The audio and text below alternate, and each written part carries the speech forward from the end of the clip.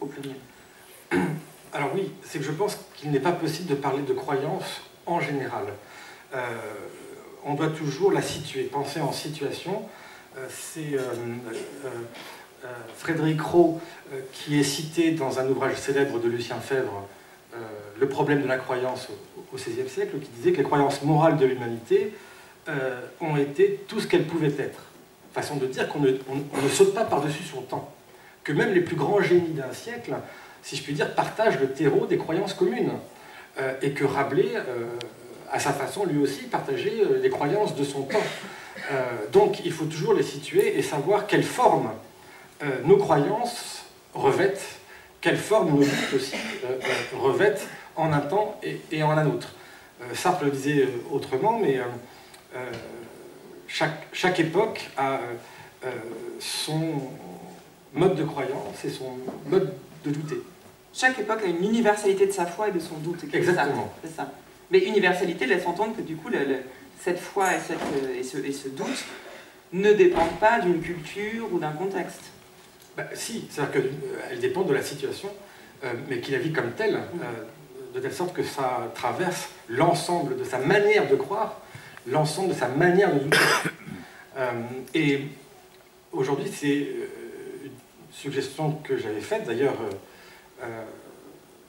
suite à cette citation de Sartre, que probablement nous vivons dans un siècle de foi faible et de doute faible. Parce que je pense que les deux doivent s'articuler ensemble. On ne peut pas penser l'un sans l'autre.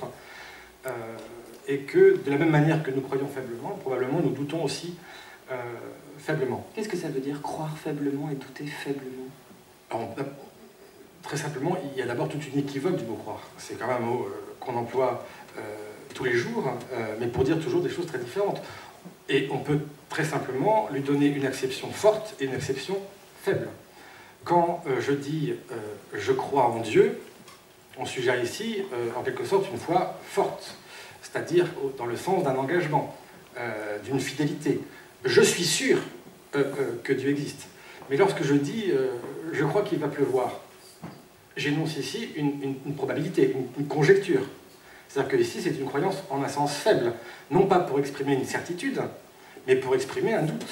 Je ne suis pas sûr qu'il pleuvra, je le crois. Donc en ce sens-là, dans la manière même dont on l'emploie, il y a déjà deux manières de l'entendre. En un sens fort, je suis sûr que, en un sens faible, en fait, je le crois parce que je n'en suis pas sûr. Est-ce que vous distinguez la croyance de la foi? C'est trop facile. Oui, c'est trop facile. C'est trop facile de dire que la foi est divine et que la croyance est humaine. Et ainsi de s'épargner tous les débats. Pourquoi? Parce que quand bien même la foi serait reçue et serait d'origine divine, elle doit elle-même passer par le canal humain de la croyance. Nous la recevons avec nos propres moyens. Donc l'un ne se comprend pas sans l'autre. Quand bien même j'aurais reçu la foi, je le fais avec mes propres moyens de croire. Donc non, ne séparons pas l'un et l'autre, c'est une facilité.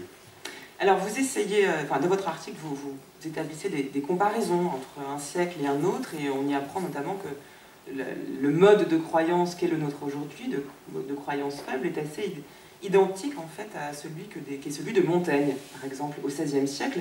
On va remonter dans le temps avec vous, c'est absolument passionnant de voir comment ces textes nous parlent aujourd'hui de manière très troublante.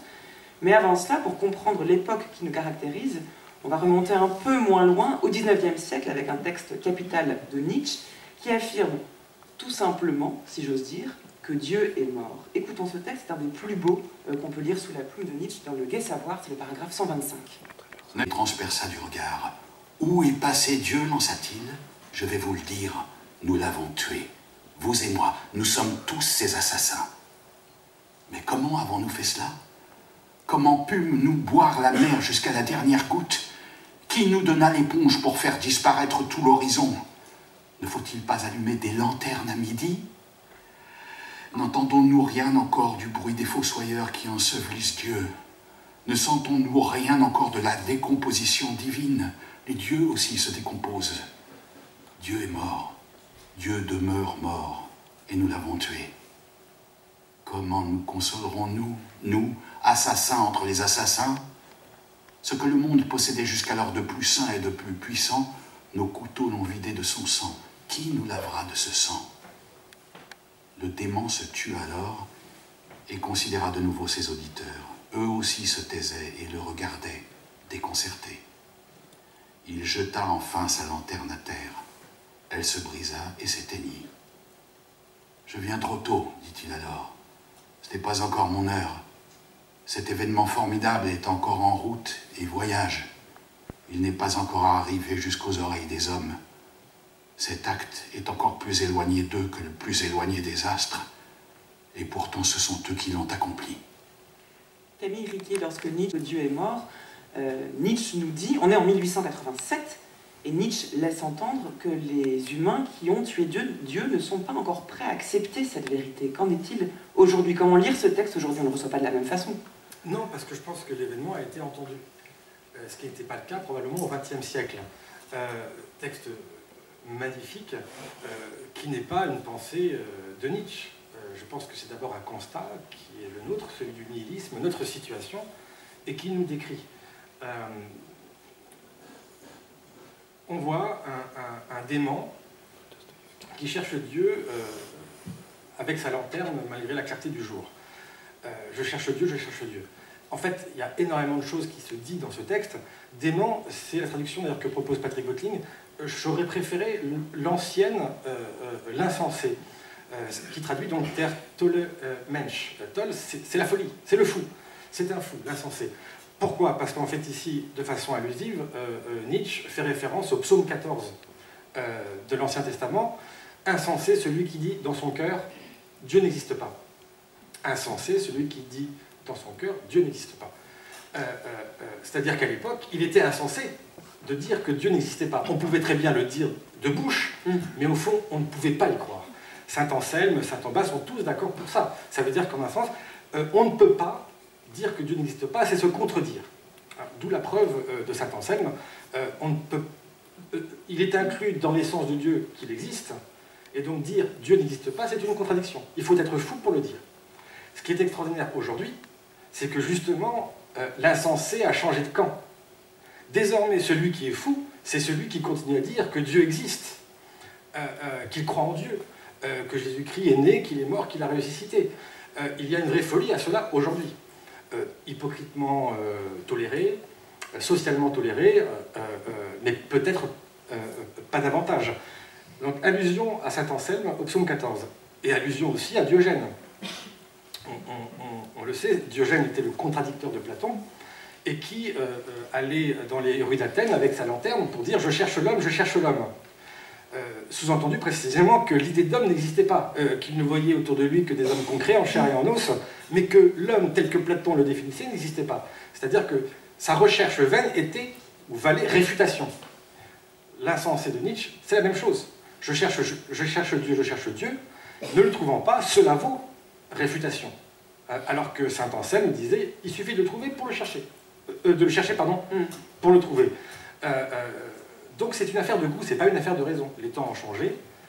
Désormais, nous vivons sur fond d'incrédulité généralisée. C'est-à-dire que de la même manière qu'au XIIIe siècle, au fond, tout le monde vivait sur fond d'évidence de Dieu. Personne ne doutait de Dieu. On pouvait éventuellement ne pas croire en lui, comme les démons, mais nul ne doutait qu'il existe. Aujourd'hui, d'une certaine manière, même le croyant ne peut pas s'enfermer dans sa propre bulle et vit dans cette évidence-là, c'est-à-dire d'un athéisme qui a été acté. Sartre disait que l'athéisme, désormais, n'est plus un athéisme idéaliste, c'est-à-dire que ce n'est plus une idée que nous aurions en moins dans le magasin de nos idées. C'est un athéisme matérialiste. Il transpire de partout. L'absence de Dieu, je la ressens partout dans cet auditorium, dans la manière dont je vais dans les rues, je déambule, je la vois, elle est patente. Donc je ne peux discuter de la croyance, je ne peux même tenter de croire que sur cette toile de fond nouvelle, qui est l'annonce de la mort de Dieu. Voilà en un sens la situation qui nous a été faite. Alors pourquoi maintenant ça a tardé? Il le dit, l'événement a été très long pour parvenir jusqu'à nos oreilles. Et là, il y a d'autres textes de Nietzsche qui le disent admirablement. Et le XXe siècle, au fond, est là pour le confirmer. c'est que, certes, beaucoup ont cessé de croire en Dieu, mais non pas en ses attributs. C'est ce qu'il dit. Le soleil est éteint, mais avant que les derniers rayons cessent de nous parvenir, il faut du temps. Et il a fallu, en un sens, un siècle. Donc, ce serait d'ailleurs la situation propre du XXe siècle, et d'un athéisme fort, de celui qui ne croit pas en Dieu, mais qui s'attache néanmoins à ses attributs, la justice, la vérité, etc. Donc on a cette situation paradoxale de gens qui avaient encore la foi indirecte par la vérité, à la liberté, à la justice, etc. Sarkozy avait un très beau mot dans les mots en disant l'athée, c'est quelqu'un qui passe son temps à parler de Dieu pour y voir son absence, quelque chose comme ça. Nous, c'est plus le cas. Ça veut dire qu'en quelque sorte, désormais,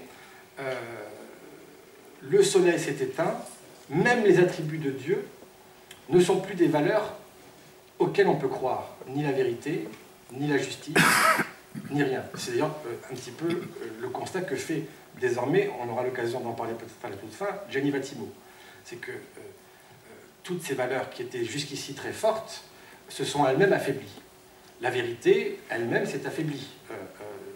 On parle même de régime post-vérité aujourd'hui. Même la science revient sur ses certitudes et reste prudente.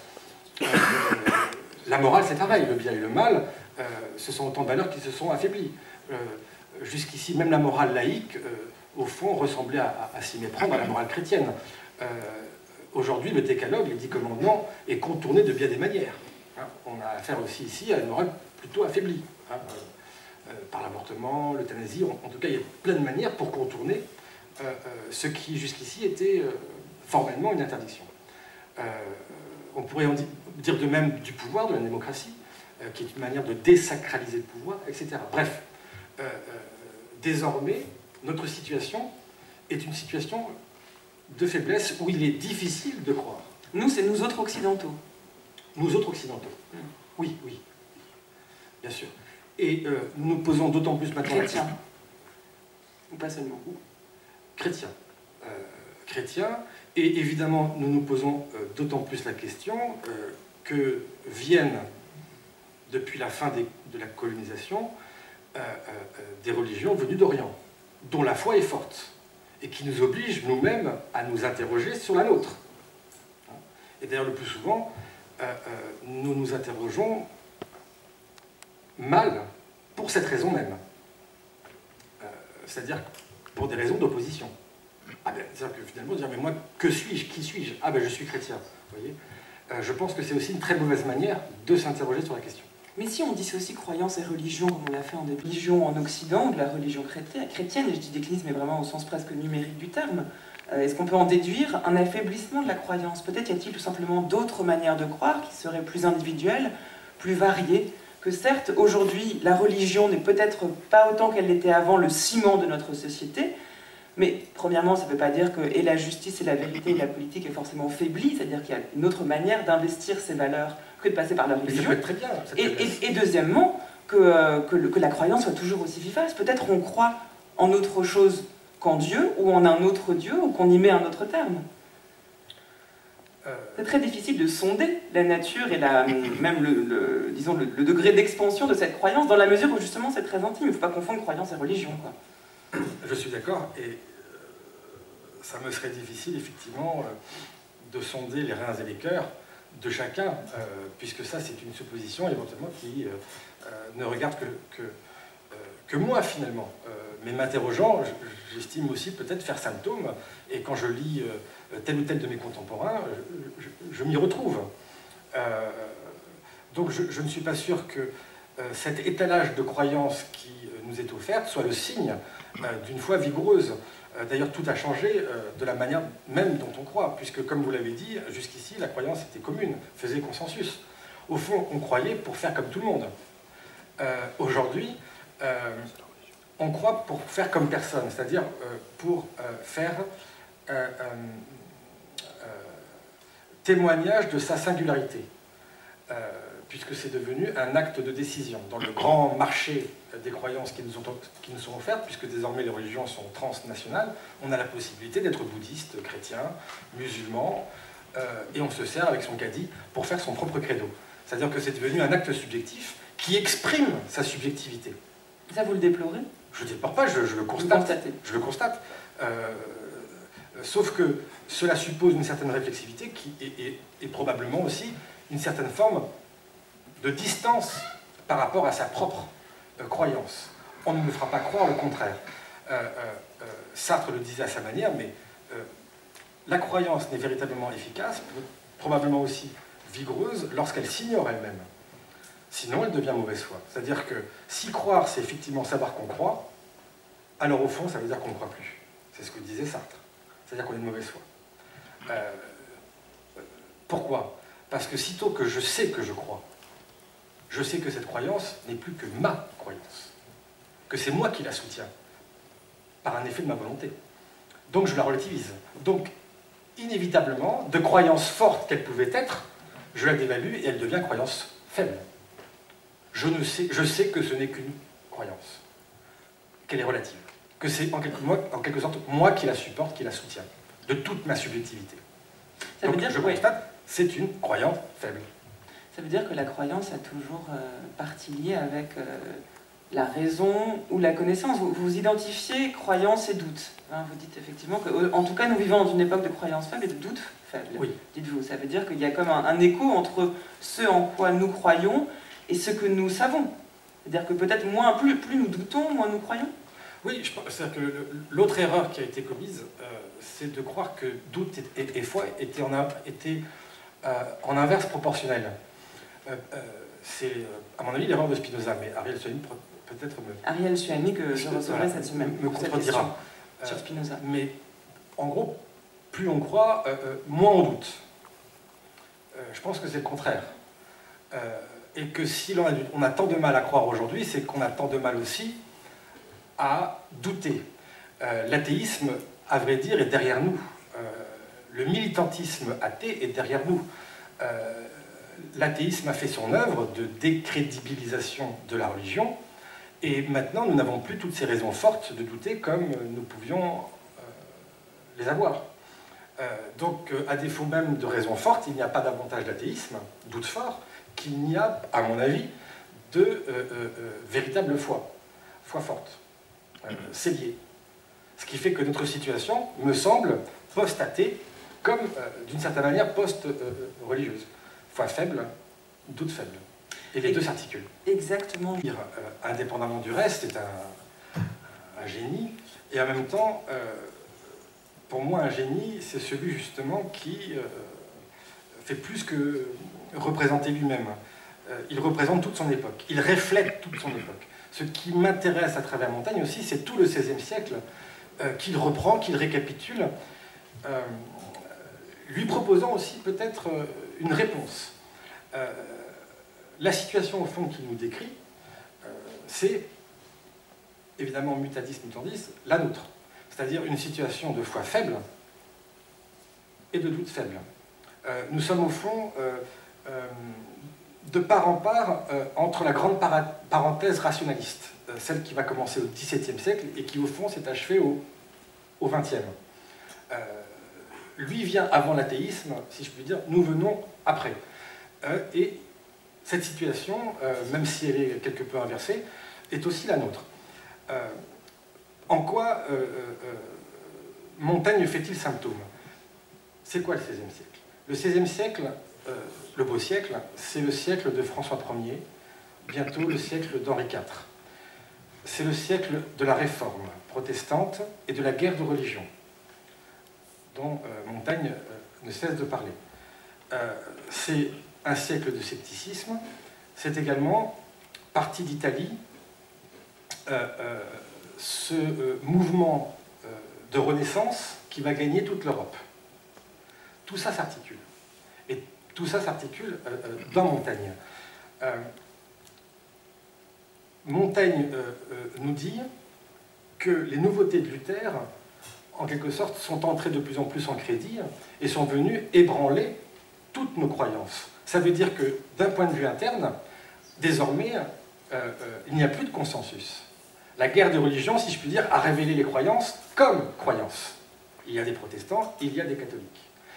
À cela, il faut ajouter la découverte des nouveaux mondes. C'est aussi le XVIe siècle. Je vous renvoie au chapitre des cannibales. C'est-à-dire que là, cette fois-ci, on découvre de nouvelles cultures, de nouvelles croyances, qui, par un choc en retour, si je puis dire, nous révèlent nos croyances à nous. Et Montaigne montre à propos des cannibales que nous jugeons si violents, qu'ils sont finalement beaucoup moins violents que nous, qui nous adonnons aux guerres de religion, parce que moins eux, peut-être qu'ils mangent les hommes, mais ils les tuent pour une bonne raison, ce qui n'est pas notre cas. Exactement. Ça veut dire qu'il y a une différence interne. En Europe, éclatent les croyances avec les guerres de religion, et une différence externe, puisque tout d'un coup, on découvre d'autres civilisations. Donc c'est à ce moment-là que la croyance qui jusqu'ici était tacite, implicite, jamais discutée, se révèle comme telle. Ce qui fait que, le doute arrivant, le peuple ne sait pas où s'arrêter, et finit par douter de tout. Et il devient crédule. Ça veut dire que c'est un siècle qui devient extrêmement crédule, comme le dit Montaigne, et qui se met à croire à n'importe quoi. Faute précisément d'avoir un lest, un terreau commun. Et donc, c'est le grand siècle de l'imagination, où on se met à croire à des sorcières, c'est le texte, à des envoûtements, des prodiges, des fantômes de la nuit, etc. Donc c'est une foi qui devient faible, parce qu'elle devient déréglée. Vous voyez ? La croyance se révèle comme telle, et on se met à croire à tout et à n'importe quoi. Et tout devient croyable. Pourquoi ? Parce que ce n'est pas encore le siècle de la raison. On s'est arraché à nos croyances, mais on n'a pas encore atteint les critères sûrs d'une raison capable d'en juger. On est entre ciel et terre complètement ballotté. Ça, c'est exactement le siècle de Montaigne. Et c'est la raison pour laquelle c'est la fin du texte que vous avez lu. Lui-même s'en veut d'avoir été jeune, méprisant à l'égard des croyances peuple. Pourquoi ? Parce que on ne sait pas ce qui est possible, on ne sait pas ce qui est impossible. C'est un siècle où tout est possible. Ça, c'est Lucien Febvre qui le dit merveilleusement à propos de Rabelais. Ce siècle n'a pas encore le sens du possible, faute en quelque sorte d'avoir quadrillé rationnellement la nature. Il n'y a pas de nature, il n'y a pas de surnature. Tout est possible. Donc tout est croyable. Donc Montaigne n'est pas de ceux qui diront que la chose est incroyable. Si on lui apprend un jour au détour d'une rue que quelqu'un décapité promenait sa tête sous les bras, c'est Saint-Denis, bon, il ne le croira pas, mais il haussera les épaules et s'en retournera. C'est peut-être vrai, c'est peut-être faux, je ne sais.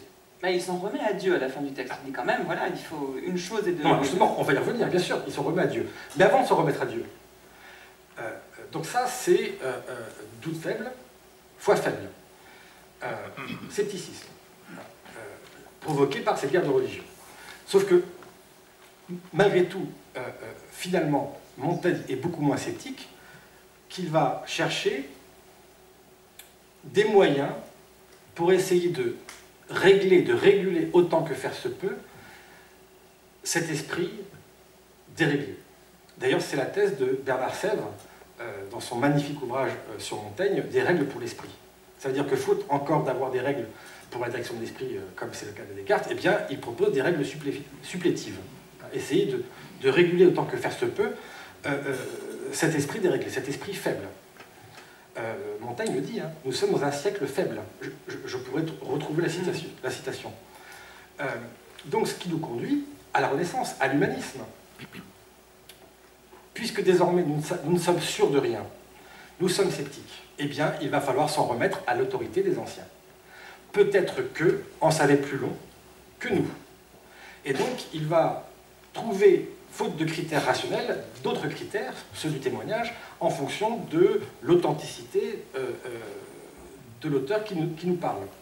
Et dans le même chapitre qu'il citait, il dit « Quand Jean Boucher me parle des reliques de Saint-Hilaire, il n'a pas suffisamment de crédit pour moi pour que je le croie. En revanche, quand Saint-Augustin me parle de ces mêmes reliques, alors, son autorité, si je puis dire, m'en laisse persuader. » Autrement dit, c'est dire simplement que nous sommes dans un siècle qui ne savons plus ni ce qu'est croire, ni ce qu'est savoir, et qui, pour cette raison-là, va s'en remettre à l'autorité des anciens. Et il dit, Socrate n'avait pas notre âme, il était vigoureux, et je le crois pour ces raisons mêmes. Donc ça, c'est ce qui peut expliquer aussi l'humanisme de la Renaissance, qui est aussi probablement aussi notre cas. C'est-à-dire que nous vivons dans une pluralité de croyances qui, par là même, se neutralisent parce qu'elles se révèlent comme telles. Elles ne sont soutenues que par ma propre subjectivité. Je saurai toujours que ce que je crois, c'est ma croyance. Donc, je me mets non pas à penser, mais à croire faiblement. Et ça, c'est Marcel Conche qui le disait à propos de Montaigne. Montaigne ne dirait jamais « je pense ». Il n'y a pas de cogito montagnien. Alors qu'aujourd'hui, on identifie un peu les deux quand même. On dit oui, c'est je pense, exactement. Mais il dirait le cogito de Montaigne, c'est « je crois ». Il me semble. Et il y a un texte, chapitre 11 de livre 3 des Essais, où il dit « moi, quand je parle, je dis toujours « il me semble, peut-être, en quelque sorte, etc. » J'atténue toujours mon propos, parce que d'une certaine manière, je crois, non pas je pense.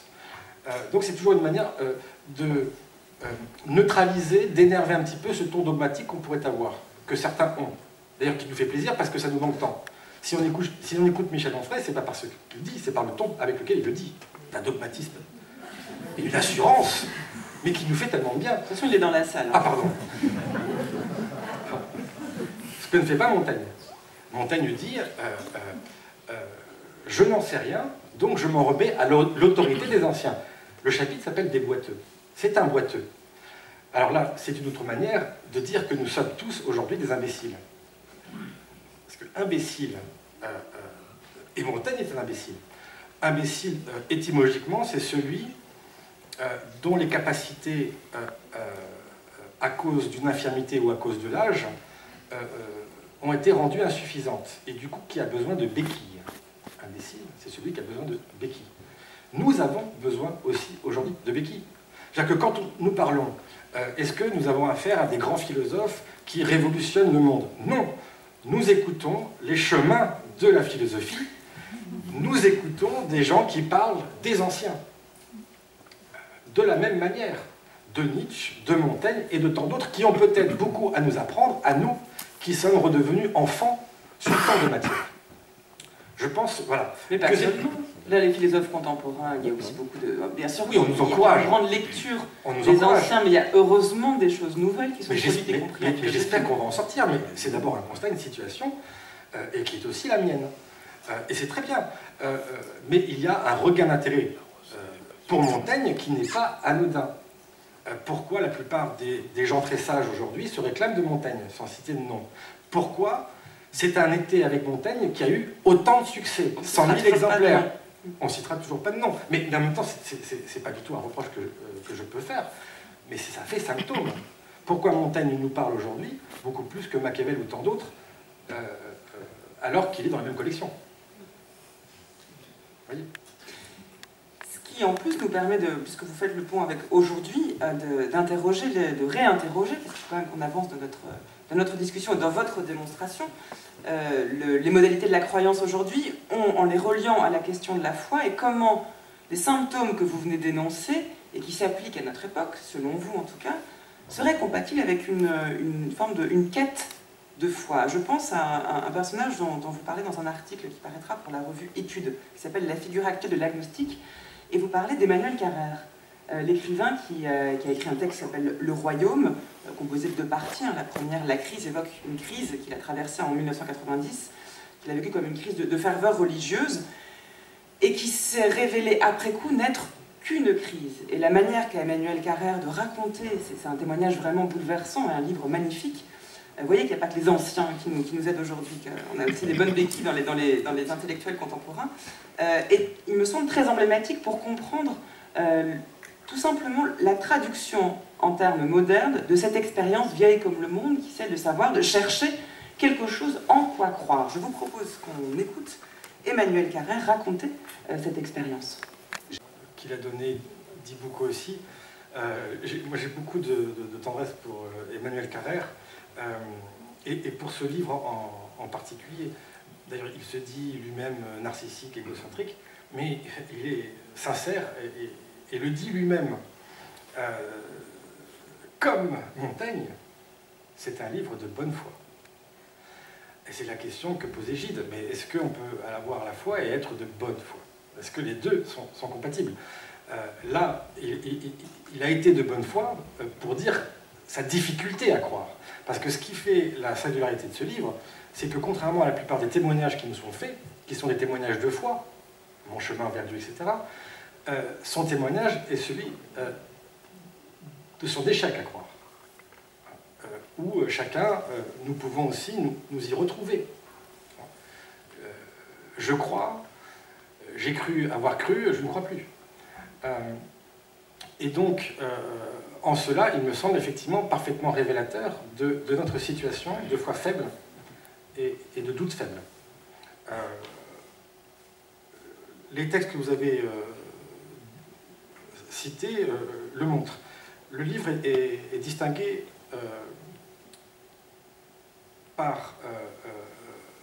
prend la forme d'un diptyque. D'abord la crise, ensuite l'enquête. Il faudrait montrer que la première partie où il revient sur sa période de foi, ces 3 années de foi qu'il a cru fervente, est l'expression d'une foi faible. Et que la deuxième partie, revenant 15 ans plus tard sur le parcours qui a été le sien, mais qu'il refait non pas en tant que croyant, mais en tant qu'enquêteur, est l'expression d'un doute faible, tout autant. Et en cela, voilà, je m'y suis reconnu et j'y ai reconnu quelque chose qui me semble faire symptôme. Prenons donc son propre témoignage extraordinaire. Il reçoit la foi, il est désespéré, il a besoin peut-être de consolation. Sa marraine lui tend la main. Dans cette main, il y avait la Bible. Et le voici à, comme il le dit, dire Jésus avec la bouche en cul-poule pour dire Zu. Je suis chrétien. Au même moment, c'est cet épisode-là qui m'intéresse, il décide de faire une analyse, d'aller voir une psychanalyste, mais il hésite, parce qu'il sait que lui, d'un côté, croit que Jésus l'a guéri, mais il sait de l'autre côté que l'analyste va vouloir l'en guérir, puisque, bien au contraire, loin d'être la guérison, le remède, Jésus est la maladie. Il lui fait part de ses doutes. L'analyste cherche tout de même à lui dire qu'est-ce qui vous oblige à choisir. Il ne le fait pas. Et pendant tout le long, il décide de parler de tout, sauf de sa foi. Parce qu'il la sait d'une certaine manière trop vacillant, trop fragile, pour être à l'abri du doute. J'avais une peur bleue que l'analyse détruise ma foi et j'ai fait ce que j'ai pu pour la mettre à l'abri. Exactement. C'est-à-dire que celui qui craint de douter, déjà, peut s'assurer que sa foi sera perdue. C'est tout le contraire, précisément, d'un siècle fort comme le grand siècle qui est le XVIIe siècle. Ou au contraire, parce qu'on a la foi forte, on n'a pas peur, on ne craint pas le doute. C'est Descartes. Descartes, c'est à la fois l'inventeur de la tabula rasa, je doute radicalement d'un doute fort, et en même temps, fervent catholique. Chez Carrère, les deux sont disjoints, et c'est pour cette raison-là, en quelque sorte, que sa foi va vaciller. Première partie, donc comme vous l'avez dit, ce qu'il croyait être une crise de ferveur religieuse, en fait, c'était une crise tout court, une crise de foi. Bon, deuxième partie, il revient sur son parcours, et il y revient en tant qu'enquêteur. Enquête, ça veut dire une certaine forme mesurée de scepticisme. Ça vient de skepsis, qui veut dire précisément observer, examiner, qui a donné lieu justement au mot de scepticisme. Donc il va refaire ce parcours en romancier, en décelant en quelque sorte les trucs de Saint Paul, les trucs de Saint Luc qui a écrit les Actes des Apôtres. C'est-à-dire qu'il va chercher non pas ce qui est vrai dans le Nouveau Testament, mais ce qui est vraisemblable. C'est-à-dire que le maître mot vraiment de la deuxième partie, c'est j'imagine. Il va essayer de s'imaginer. Pourquoi? Parce que désormais, il sait que la vérité est hors d'accès. Donc tout est de l'ordre du romancier, du vraisemblable. c'est un doute faible. Et ce qui est extraordinaire, c'est qu'il dit, non seulement je doute que Dieu existe, mais je doute tout aussi bien qu'il n'existe pas. Et ces doutes, très curieusement, vont tout aussi bien porter sur ses propres doutes. J'écris ce livre pour ne pas abonder dans mon propre sens. Doute faible. Nous n'en savons rien. La dernière phrase qui conclut son livre, c'est « Je ne sais pas ». On ne peut pas faire plus montagneux. Enfin si, que sais-je. Bon. C'était déjà pris.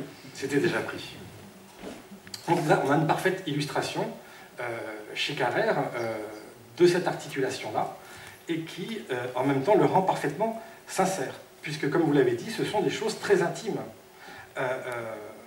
Et Emmanuel Carrère court le risque de le dire avec ses propres mots. On lui a reproché, peut-être même certains ont dit que c'était à cause de cela qu'il n'avait pas eu de prix, le prix Goncourt, alors que ça a été le grand succès, c'est qu'il y mêlait des choses sexuelles. Il parlait de ces histoires aussi sexuelles. Alors c'était tout de même assez curieux de mélanger l'histoire du Christ, la Vierge Marie, et puis certaines femmes qu'il avait connues. Mais c'est là où on se trompe. Et il le dit très bien. C'est qu'aujourd'hui, c'est très facile de parler de sexe. C'est-à-dire que c'est pas très intime. Ça ne l'est plus. Et tout le monde sait l'embarras qui est le nôtre dès lors qu'il s'agit, comme il le dit, de parler des choses de l'âme. C'est beaucoup plus intime. Il nous manque les mots. Il n'a aucun mal à parler du sexe aujourd'hui. On n'a aucun mal à en parler. Mais en revanche, des choses de la foi. Mais ça nous demande en quelque sorte de lever une certaine impudeur effrayante. D'où la difficulté que nous avons non seulement de croire, mais également d'en parler. Il nous manque les mots pour cela. Et pourtant, vous les avez trouvés pour nous parler aujourd'hui. Mais non, mais pour dire... Vous pouvez l'applaudir. Effectivement, toujours une phase démonique de la foi, mais qui est intrinsèque à la foi, et qu'il faut apprendre en quelque sorte à maîtriser. Quelle que soit la religion dont on parle. Mais c'est vrai qu'il y a un paradoxe à parler de croyances faibles dans une époque où on assiste aussi à des cas de fanatisme. C'est pour ça que je précisais au début, vous parlez du christianisme occidental, mais si on élargit un tout petit peu le spectre, et même y compris en Occident, il y a quand même un rapport à la foi qui peut être extrémiste, justement. Oui, bien sûr, mais c'est un retour à la foi d'ailleurs qui est inattendu. Et... Là, c'est pas faible, c'est plutôt très très très fort. Ben, je sais pas. C'est-à-dire que soit le fanatisme... Il y a deux manières de l'entendre, précisément la modérer, la contrôler. Encore une fois, c'est un feu dangereux et qui conduit au fanatisme. Soit c'est une manière, comment dire, fébrile de s'attacher à une foi qu'on sait avoir perdue. C'est ce que je suggérais éventuellement en tout début. Philippe Muret disait des choses à peu près similaires. Oui, je cite des gens de gauche, de droite. Je ne peux pas me fâcher avec tout le monde en même temps. Forte, vous voyez, qu'un tel fanatisme, qui est, alors là, pour le coup, soumission, obéissance. Et là, Spinoza a raison. Enfin, si la foi qui est introduite par le truchement de la peur, évidemment, c'est une soumission. Spinoza est d'accord, mais Pascal aussi. L'auteur du XVIIe font symptôme pour moi. C'est-à-dire que c'est à la fois une foi forte, et un doute fort. C'est vraiment le siècle de la contre-réforme, c'est le siècle des saints, c'est un siècle tout à fait admirable, qui a engendré des Pascal, des Malebranche, des Spinoza, etc. Des Corneille. Et à chaque fois, c'est cette articulation ici qui est maîtrisée. Donc peut-être que le siècle suivant ressemble à la fin du 7e, si nous ressemblons au 16e... C'est un petit peu l'espoir. Oui. Oui. Merci à vous en tout cas.